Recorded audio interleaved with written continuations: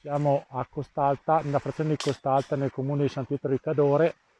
e siamo nel cantiere SIF 1272 che prevede il ripristino funzionale del Rio Modena, un rio prossimo alle civili abitazioni che di fatto va manutentato e ripristinato con il rifacimento del fondo e la rinzappatura appunto delle porzioni ammalorate. Come si può vedere sono state raccolte le acque, drenate al di fuori del canale e si ripristina il canale con del cemento confezionato in loco e appunto va sottolineato il fatto che questo tipo di interventi sono prossimi